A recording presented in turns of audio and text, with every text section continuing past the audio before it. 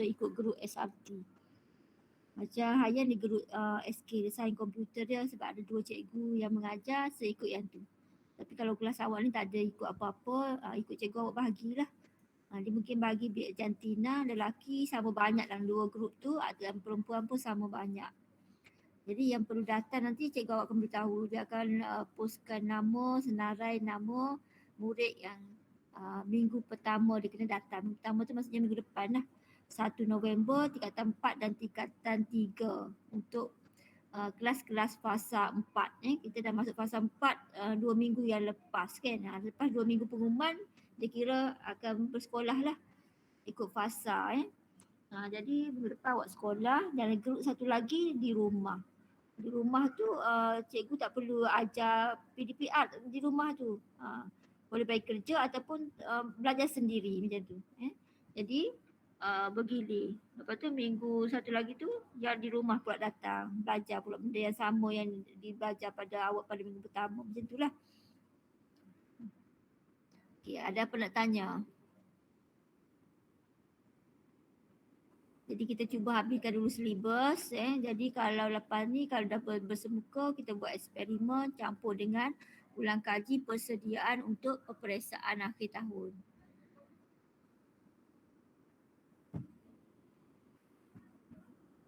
Tetapi tak tahu lagi penggiliran ni sampai bila sampai akhir tahun ke atau bersambung lagi tahun depan ni sebab awak tingkatan 4 awak sampai tahun depan pun tingkatan 4 lagi kan. Sampai Januari Mac ke. Mac tu baru naik tingkatan 5. Okay, ada apa-apa nak tanya? Ada? Okey lah, bersedia jangan duduk kat kampung dah, kena balik dah ni. Tak kira lah awak minggu pertama, minggu kedua sebab nama tak naik lagi kan. Terus balik daripada kampung, duduk dengan makcik ke duduk mana ke, terus balik duduk kat sekolah lah Cikgu. Ya. Kita peperiksaan bilik ke? Apa dia? Peperiksaan bilik ke? Peperiksaan tidak diketahui lagi bila. Kalau ikut yang takwin cikgu-cikgu ni pada pertengahan bulan 11. Pertengahan bulan 11. Tapi kalau penggiliran ni tak tahu macam mana. Soalan mesti cikgu kena sedia 2 set lah. Kalau awak penggiliran sampai bila-bila kan. Nanti maksudnya grup 1 akan dapat set kimia set 1. Lepas tu habis exam. Maksudnya BM pun ada 2 set soalan. Maths pun ada 2 set. Jadi minggu satu lagi yang duduk exam tu dia akan duduk kimia set soalan yang kedua. Macam itulah. Soalan lain-lain lah maksudnya. Sebab tak bunyi khabarnya tiap tempat ni akan buka semua. Dia stay bergilir sampai akhir tahun. Tapi tak tahulah kan, keadaan boleh ubah-ubah je. Tingkatan 5 bunyi-bunyilah khabarnya dia akan buka semua. Tak ada penggiliran. Tapi tak tahu bila. Macam itulah. Jadi kalau awak tak baju-baju sekolah dah ketat ke apa, boleh je pakai baju sukan Dan bila nama cikgu awak naikkan tu, awak tak boleh nak ubah-ubah. Sebab dia takut COVID nak kesan tempat duduk awak. Tempat duduk pun ditentukan, ada nombor meja. Maksudnya meja tu lah awak duduknya. Dan cikgu awak kena pastikan yang sebelah tempat duduk awak tu kosong.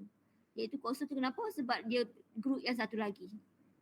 Nanti awak datang pun awak duduk ikut meja dan kursi masing-masing. Dia takut senang nak kesan COVID. Kalau ada yang positif COVID, tempat duduk mana? Dia bukannya satu kelas tu kena swab. Yang dekat-dekat tu. Tempat duduk yang dekat-dekat tu. Macam itulah. Itu dia punya alasan dia.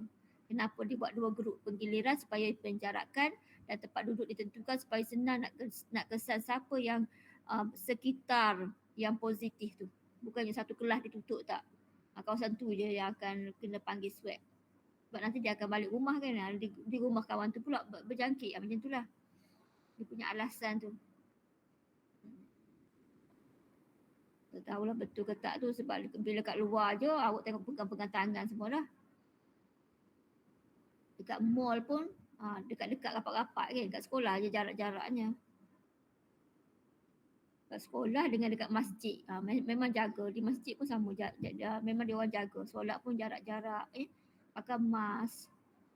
Tapi di luar, di mall-mall tu macam tak terjaga sikit. Rapat semua. Okey. Ada pembentangan? Tak ada kan? Sambung Sambung. Tajuk.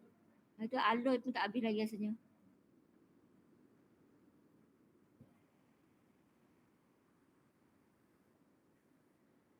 Semua sihat dapat asing. Kalau ada masalah kena pergi jumpa doktor lah. Sesak nafas ke sebagainya. Okey, ni nampak tak? Tersambung yang hari tu aloi sampai nak buat kelas hari Jumaat kan. Jumaat tu awak pun minta ramai tak sihat. Jadi kita buat online, offline je.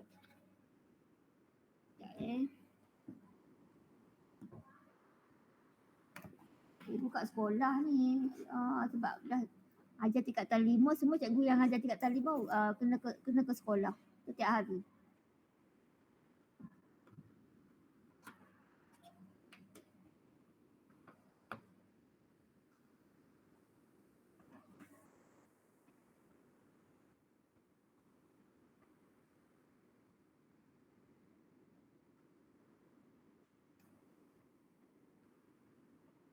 Okey, tengok ni eksperimen membandingkan ketahanan pada kakisan di antara aloi dan logam tulen. Nombor 199.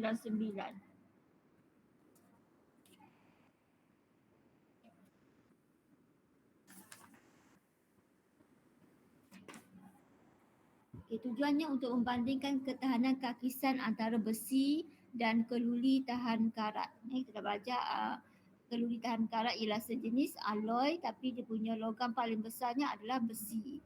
Okay. Besi maksudnya dia logam tulen tanpa campuran logam-logam yang lain. Okey, penyataan masalah. Adakah keluli tahan karat lebih tahan kakisan daripada besi? Ni. Kita belajar ikut teori memanglah keluli iaitu aloi lebih kuat berbanding besi. So eksperimen ni untuk membandingkan kesan kakisan. Hipotesis keluli tahan karat lebih tahan kakisan daripada besi. Jadi pemboleh ubah yang dimanipulasikan ialah paku besi dan paku keluli tahan karat. Maksudnya paku itu dibuat daripada keluli tahan karat ikut dia punya gambar rajah ni. Ini paku besi yang biasa, ini paku besi stainless steel tahan karat. Keluli tahan karat. Pemboleh ubah dimanipulasikan dah. Jadi bergerak balasnya ialah pengaratan paku. Sama ada berkarat sikit, berkarat banyak ke kan ataupun tidak berkarat. Dipanggil pengaratan paku. Pemboleh ubah dimalahkan ialah isi padu dan kepekatan larutan natrium klorida. Garam yang biasa kita makan di rumah tu nama dia natrium klorida. Ni air garam lah. Dia guna sediakan air garam yang berkepekatan 0.5 molar. Tabur uji, rak tabur uji dan silinder penyukat yang 10 cm padu untuk sukat larutan. Kertas pasir untuk kikis mana-mana yang melekat di paku tu. Karat sikit ke. Okay. Bersihkan paku keluli tahan karat dan paku besi sekali menggunakan kertas pasir untuk menyingkirkan sebarang karat pada permukaan. Lepas tu isi tabur uji yang berlabel A dan B dengan 5 cm padu larutan natrium klorida. Okay. Kemudian masukkan paku keluli tahan karat ke dalam tabur uji A dan paku besi yang biasa tu dalam tabur uji B. Biarkan selama 4 hari. Okay, sebab 4 hari kita tengok keputusan eksperimen. Paku besi tahan karat pemerhatiannya tiada perubahan, maksudnya tak berkarat. Paku besi dapat pepejah perang terbentuk pada paku.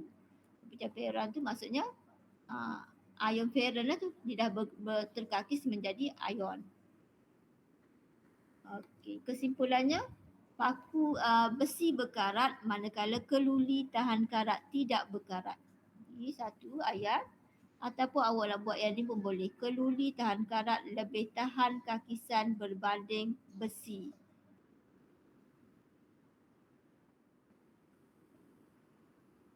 Okey.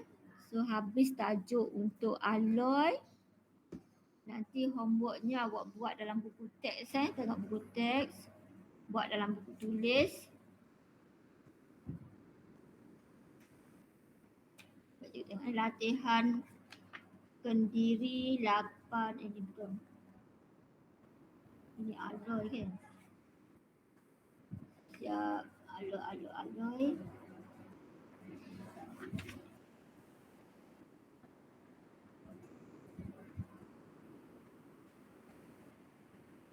Uji Kendiri 8.1 ni cikgu dah suruh ke belum? Dah kan?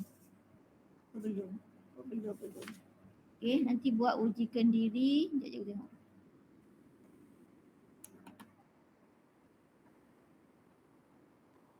Tak ada latihan lagi ni. Okey.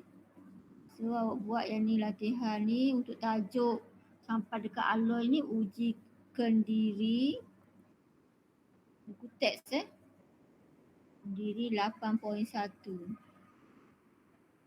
Muka surat 259. Buku teks. Okey. Buat nombor 1 sehingga nombor 3. Semua sekali 3 soalan je.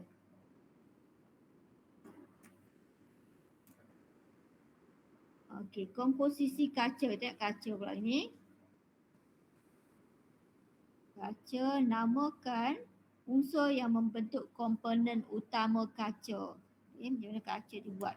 Jadi komponen utamanya adalah silikon dioksida. Ini dia punya formula dia.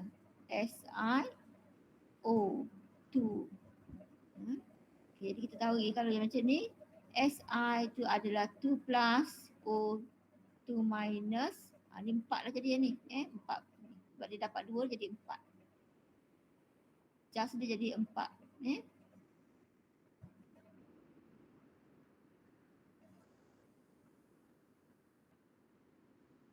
4 positif. Okey, senarai sifat kaca.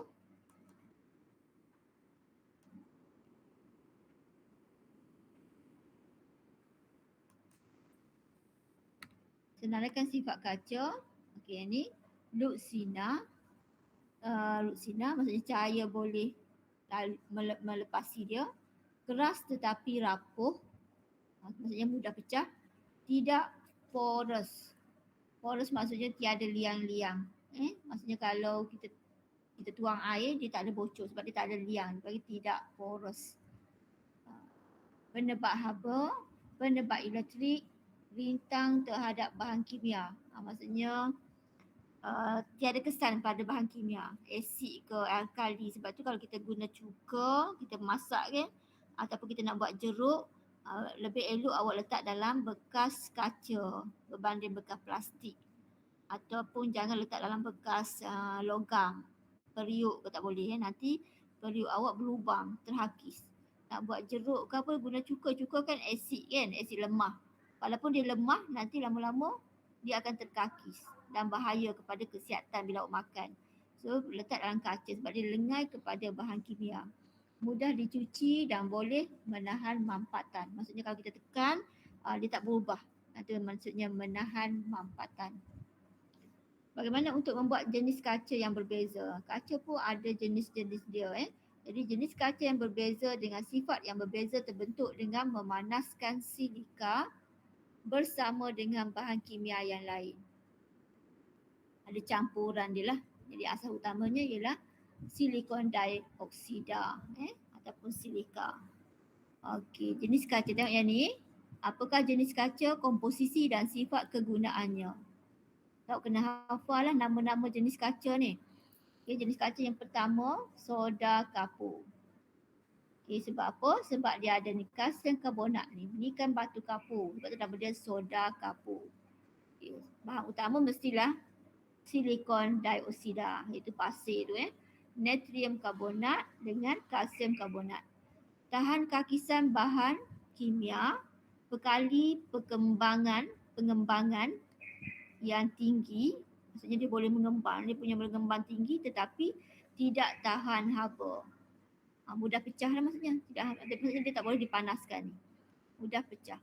Kegunaannya buat kaca, mentol elektrik, cermin dan bekas kaca. So dia bahan ni mudah pecah dan tidak digalakkan untuk panaskan. Jadi mentol tu dia tak berapa panas kan. Cuma tak boleh buka lama-lama sangat, dia akan meletup. Dia bekas kaca. Okey, kemudian kaca kedua, borosilikat. Kita tengok ni dia buat radas kimia. Sama juga bahan utamanya mestilah silikon dioksida, boron oksida, natrium oksida, aluminium oksida. Tahan kakisan bahan kimia, sama sebab sifat kaca ni. Kali pengembangan haba yang rendah. Okey, ni rendah maksudnya dia tak mengembang banyak. Berbeza dengan yang atas ni tinggi. Tahan haba bila dipanaskan pada suhu yang tinggi. Okey, jadi kalau yang ni kaca ni awak boleh panaskan. Sebab tu kalau kat rumah awak, janganlah ambil kaca sebarang-sebarang awak panaskan atas dapur gas ke oven ke, tak boleh. Nanti ada yang jenis-jenis kaca yang sahaja yang boleh kita panaskan. So dia biasa kita tengok di belakang dia tu ada simbol boleh panas ke tak boleh panas. Kalau jenama apa? Jenama yang tahan panas tu biasanya apa? Cikgu tak ingat jenama 3 mangkuk ni ada yang boleh masuk dalam oven. So dia tak akan pecah. Okey, kegunaan dia membuat barangan memasak. Ni yang ni periuk ke dia buat dengan kaca ataupun mangkuk ke. Sebab tu orang boleh bakar kek dalam mangkuk kaca dia. Tapi tengoklah mangkuk kaca dia yang jenis mana. Jenama apa dia akan buat bagi simbol boleh dipanaskan ataupun tidak boleh. Kaca makmal, barangan kaca makmal seperti tabung didih dan beka. Ni semua yang dekat makmal tu boleh dipanaskan, jadi dia adalah kaca jenis borosilikat. Boro tu maksudnya daripada pergelaan ni lah. Boron, boron. Okey, seterusnya yang ketiga, kaca silika terlakur. Okay, bahan utama dia yang ni je. Betul tak yang ni je satu je ni? Kaca silika terlakur. Tak, dia tengok balik. Kaca silika terlakur. Yelah, dalam buku teks pun tak ada ni jenis kaca ni. Ni ada, dihasilkan daripada silika tanpa campuran bahan kimia yang lain. Maksudnya satu jenis je. Luxina, tahan kakisan bahan kimia, berkali pengembangan haba yang rendah, boleh dipanaskan pada suhu yang tinggi, tahan terhadap pertukaran suhu yang cepat. Kegunaannya barangan kaca makmal juga, kanta, cermin teleskop dan gentian optik.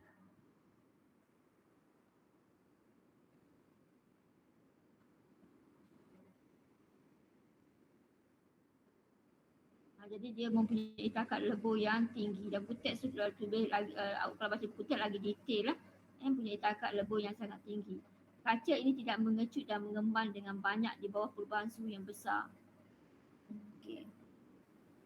Di kaca pelambam yang keempat, silikon dioksida, natrium oksida, pelambam 2 oksida. Sebab itulah nama dia kaca pelambam. Sebab dia letak pelambam 2 oksida. Okay, indeks biasan dan juga ketumpatan yang tinggi. Kelihatan berkilat. Kegunaannya untuk buat pinggan mangkuk, barangan kaca kristal dan kaca hiasan. Maksudnya dia jenis kaca yang cantik berkilat. So boleh buat sebagai kaca hiasan.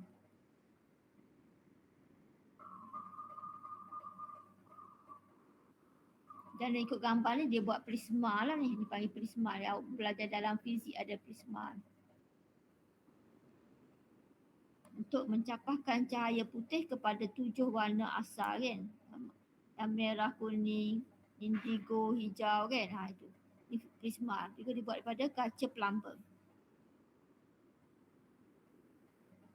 Okey, ada lagi tak? Habislah kaca. Habislah kaca pendek je ni. Okey. So, untuk awak biasakan tengok soalan untuk kaca ni, jawab juga soalan dalam buku teks, ujikan diri. Ni buat je bila jadi ni sekali dengan bila awak duduk di rumah, kerja dia siapkan di rumah ni yang minggu awak, bukan minggu depan, minggu satu lagi. Apa murid yang cuti lagi minggu depan tu, bukan cuti lah, duduk di rumah tu, boleh buat latihan cikgu bagi ni.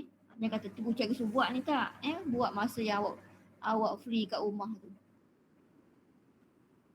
Ujikan diri 8.2, nombor 1 hingga nombor 3.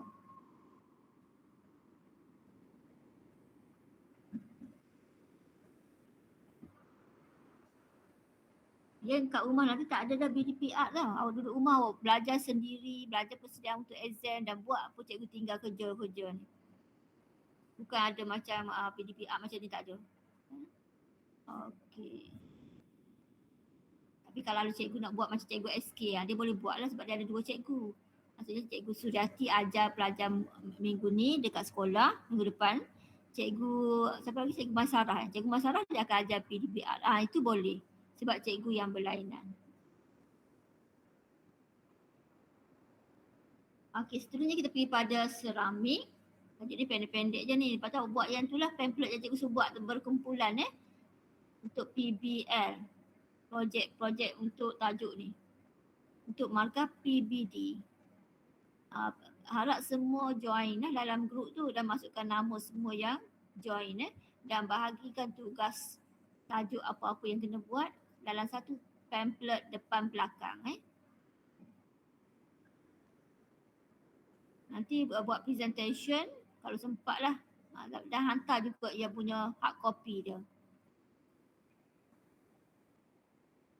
Okey, kemudian komposisi seramik dan kegunaannya. Seramik ni kita tahulah macam tanah liat tu kan. Seramik yang buat pasu semua tu. Seramik adalah bahan pepejar bukan organik yang bersifat bukan logam. Ia dibentuk daripada sebatian logam atau separa logam yang dibentuk dan dikeraskan dengan pemanasan pada suhu yang tinggi. Okey, berikan contoh sebatian yang membentuk seramik. Sebatian logam ya seperti aluminium oksida dan magnesium oksida. Kalau yang separa logam seperti boron nitrida dan silika karbida.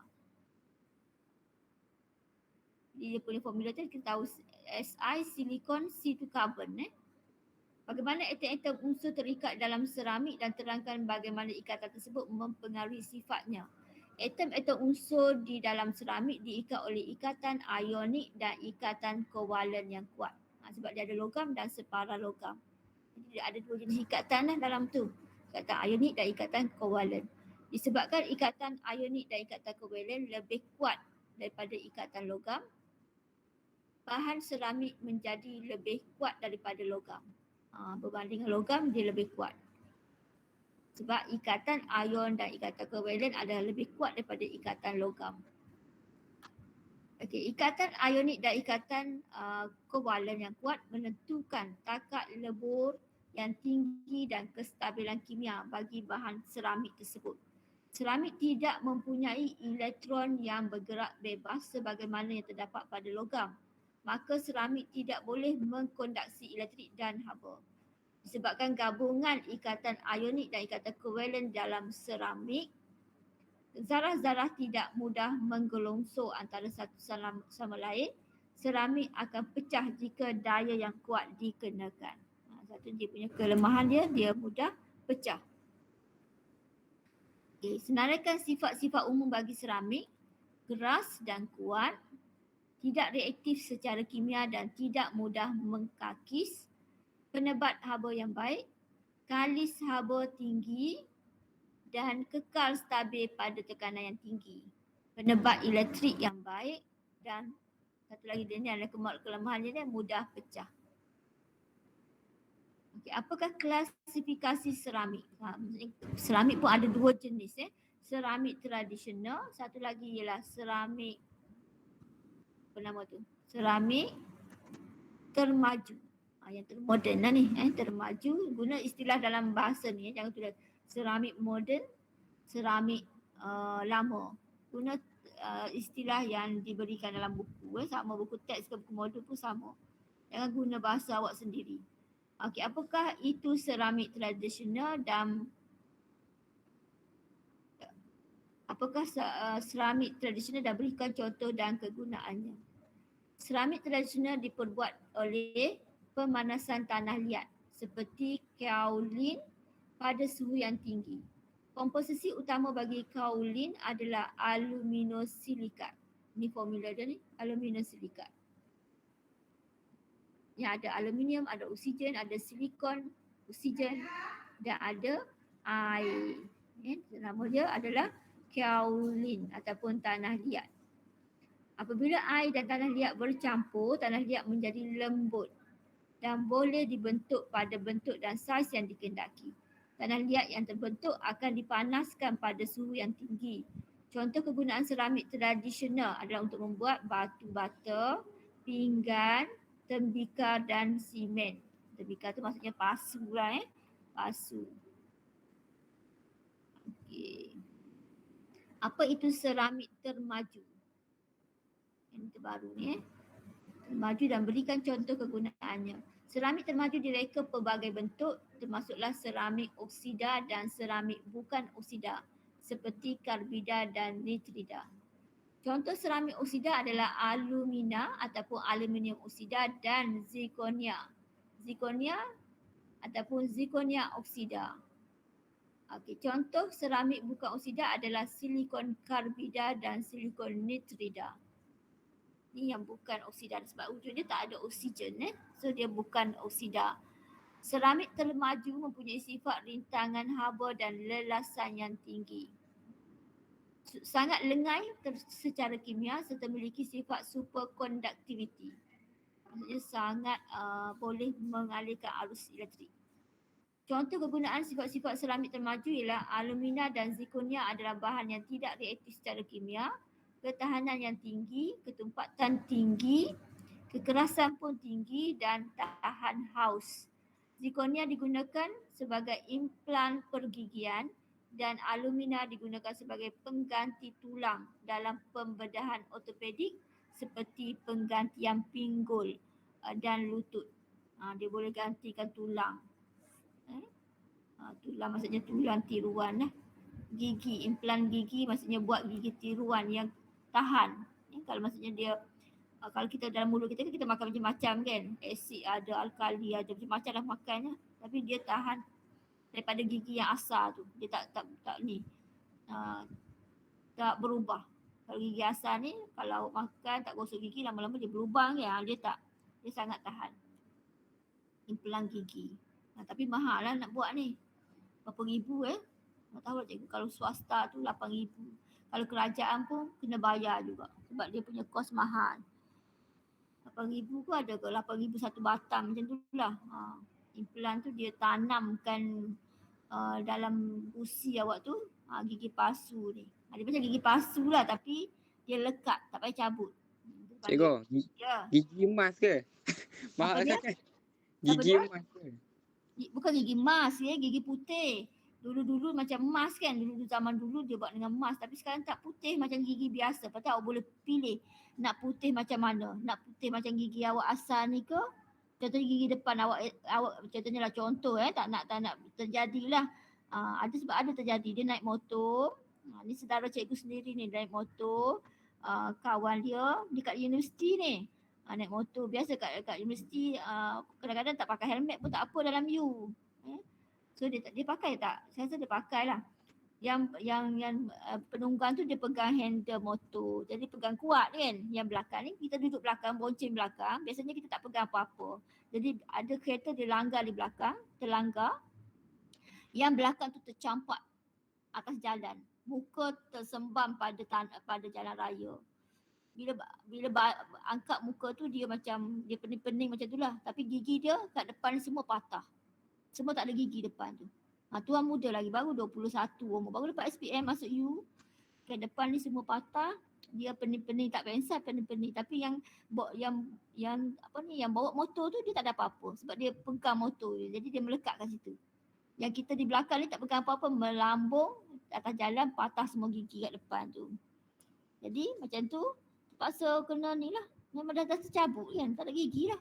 Jadi kalau pakai gigi palsu, dia murah lah, gigi palsu murah sikit. Tapi macam tu lah kalau makan apa-apa kan macam nak tercabuk gigi palsu tu. Jadi dia boleh buat implan. Tapi kena sanggup bayar ke sebatang 8,000 macam tu.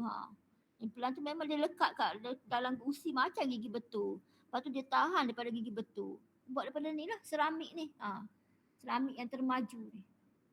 Tapi kos dia hanya orang kaya-kaya lah kot. Anak-anak raja boleh lah buat macam tu kan. Satu batang. Tapi dia tak mampu lah nak orang biasa. So dia pakai gigi palsu je lah kat depan tu. Lelaki muda lagi baru 21 tahun. Pakai gigi palsu lah.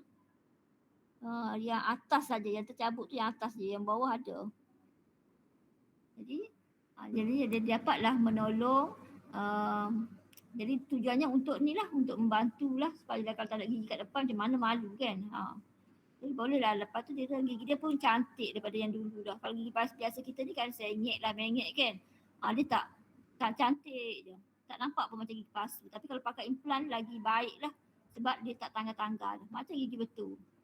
Kalau kita meninggal pun memang ditanam, tak payah cabut-cabut dah. Tanam dengan gigi tu. Tapi gigi palsu kena cabut lah kalau kita dah meninggal. Macam tu Masa mandi mayat tu kita akan check semua tu. Semua yang boleh dicabut-cabut. Lepas tu ada orang kata kalau rambut tu guna dye yang tak boleh tangga tu, tak boleh solat tu, kena botakkan lah rambut tu. Jadi kita kena ready lah sebab kita tahu meninggal bila-bila. So janganlah buat pelik-pelik kan. Nanti sakit mayat tu nak cabut kuku ke kan. Ada yang pakai inai yang macam Cina pakai tu kan melekat tu. Tu susah lah tu orang nak mandi mayat, air tak kena. Kalau kita tak solat kan, kalau solat kita pakai inai kampung tu tak apalah, dia boleh, air boleh serap masuk macam tu Tapi yang ni macam ni yang ni guna simen ni dalam lutut, jadi lutut semua tak cabut dah. Tanam macam tu lah, besi dalam badan semua tak cabut dah. Takkan nak cabut, nak belah mayat tu kan sakit. Macam tu lah. Jadi dia semua manusia memikirkan lagi supaya dapat perbaiki kehidupan lah macam tu dengan adanya bahan-bahan kimia ni. B tadi, B contoh kegunaan sifat-sifat seramik termaju. A alumina tadi. B yang silikon yang tak ada oksigen ni iaitu silikon karbida.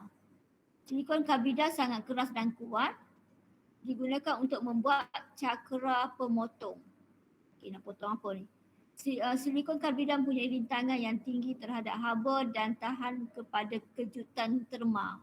Kejutan terma ni haba Dia digunakan untuk membuat cakra brake. Mungkin brake kenderaan lah ni Tungsten karbida, dia punya formula ni WC. Tungsten awak tengok dalam jadual berkala ada tungsten. Sangat keras dan tahan pada lelasan. Ia digunakan untuk membuat cincin tungsten karbida kerana sifatnya yang sangat kuat. Bahan yang boleh menyebabkan kesan cala pada tungsten karbida adalah belian. Belian. Kalau awak tengok dalam buku teks lah, buku teks dia ada gambar apa itu cincin tungsten karbida. Cakra berik pun ada gambar dia. Gunakan untuk buat cincin tungsten karbida kerana sifatnya keras dan tahan kepada lelasan. Ini untuk potong ni, kot saya rasa potong belian Belian kan keras. Cakra pemotong adalah alat untuk memotong bahan yang keras, jubin, seramik, logam, konkrit dan batu sebagai contoh. Cakra pemotong ni untuk ni, alat mesin untuk potong jubin, seramik, logam, konkrit dan batu. Sebab sifatnya yang sangat keras, dia boleh potong bahan yang juga lagi keras Lengkapkan jadual tentang sifat dan kegunaan seramik. Yang pertama seramik kaolin tadi yang yang tradisional tadi Jadi kelas dia ialah seramik tradisional. Ini pun samalah. Supaya boleh beza mana yang tradisional, mana yang termaju. Sifat dia keras dan kuat. Bahan binaan, kegunaannya bahan binaan seperti simen, jubin, bata, mangkuk tandas. Yang ni satu lagi, tidak reaktif sifat dia dan tidak mudah mengkakis. Peralatan dapur seperti periuk dan pinggan. Ini ada orang buat periuk daripada tanah liat kan. Ni.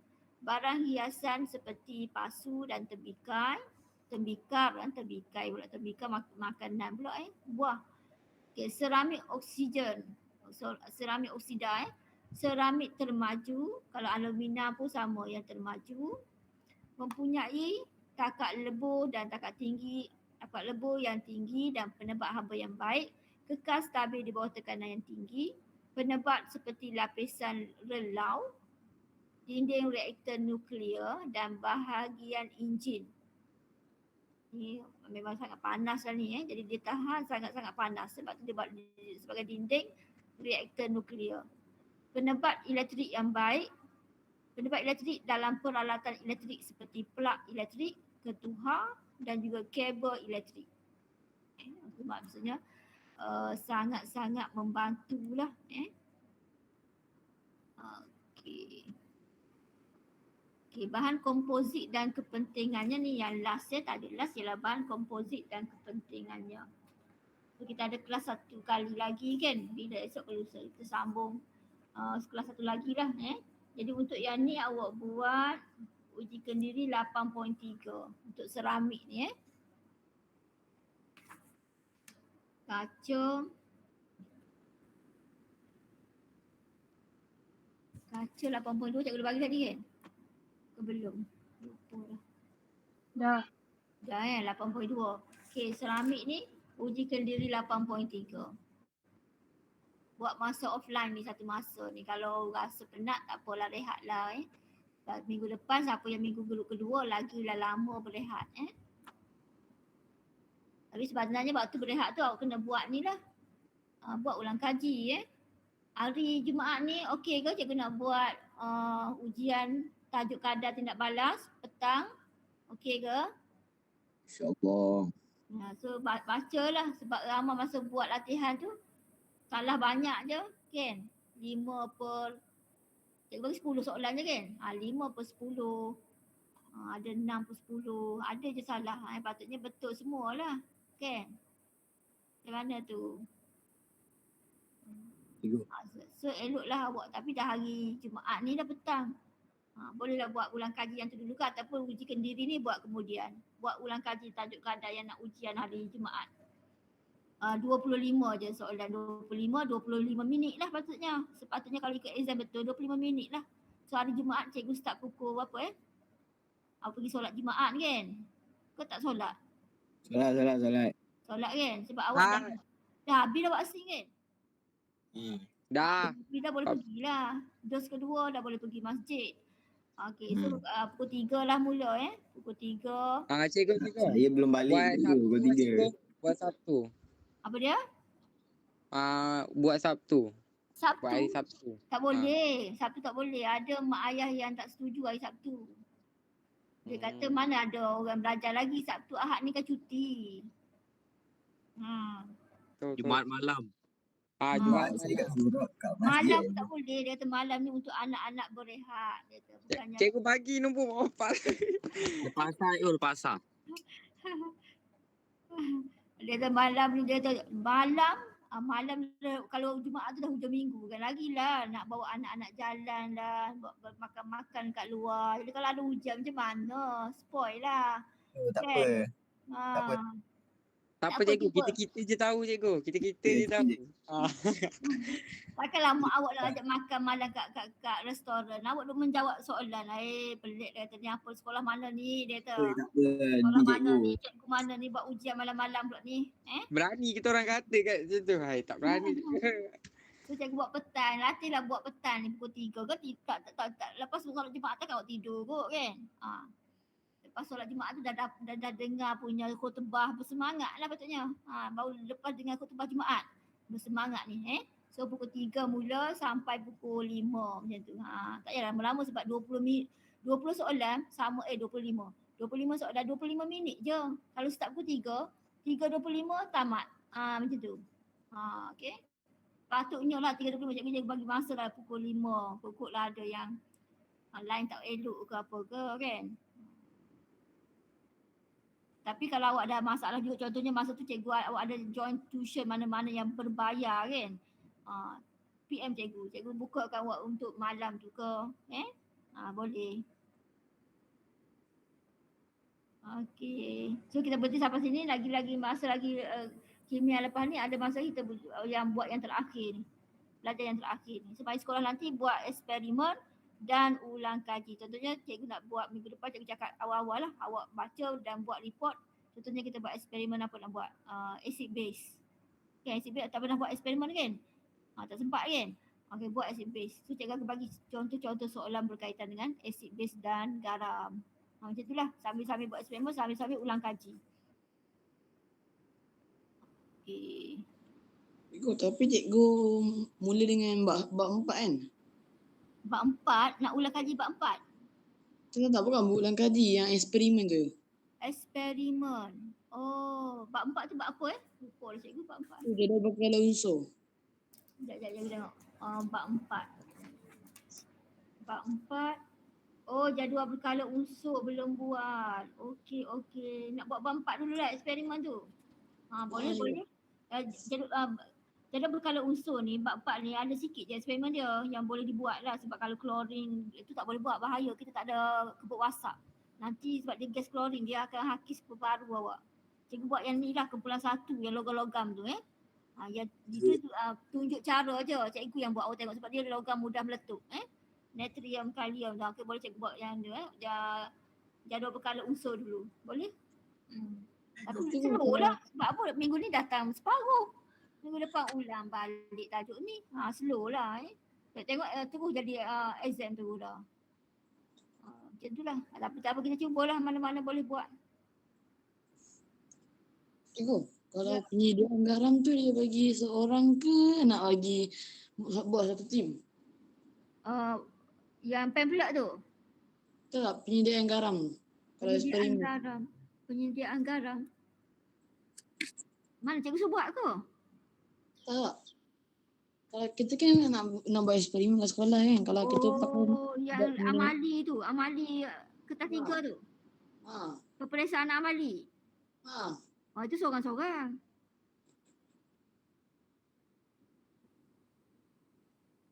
Buat amali tu seorang-seorang. Maksudnya sekali makmah masuk, dia kena masuk satu meja besar ni makmah ni 2 orang je, kiri kanan. Dia panggil sidang pertama. Macam itulah. Ikut budak sidang. form 5 dah buat ke cikgu? Budak form 5? Belum pernah buat lagi. Form 5 ni yang batch pertama. Awak batch kedua. Dia orang pun belum pernah buat lagi. Ni dia datang ni cikgu tunjuk lah. Contoh-contoh kemungkinan soalan yang akan naik gitulah. Kemungkinan. Tak tahulah. Ni maksud dia cikgu telah buat lita. Agak-agak macam lita elektrik. Macam fizik sikit lah. Tajuk elektrolisis.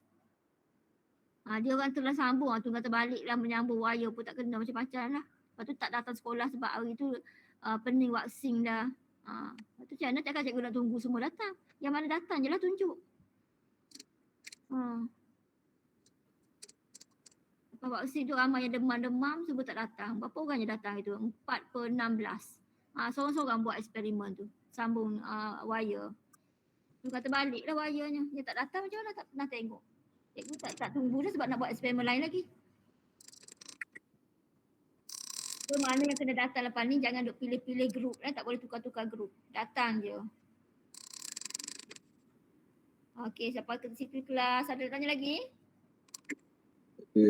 Buat latihan tu nanti cikgu beritahu siapa minggu depan nak datang sekolah tu untuk prepare laporan amali. Kita mula dengan ni lah topik 4 lah. Topik 4 iaitu kumpulan 1. Dia nak balas kumpulan 1 dengan oksigen, dengan air. Apa lagi? Tu je boleh buat, 2 tu je. Dengan halogen tu tak boleh. Tu pun tunjuk cara awak tengok cikgu buat. Sebab apa? Kalau awak yang buat balik-balik nanti besar meletup mak-mak ni. Cikgu kita panggil tunjuk demonstrasi guru saja.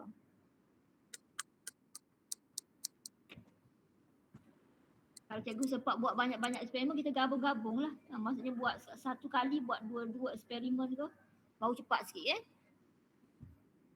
Okey, sama-sama cikgu kena sedia latihan awak lah. Kena rezo latihan, kertas latihan. Contoh-contoh soalan. Okey, sampai sini.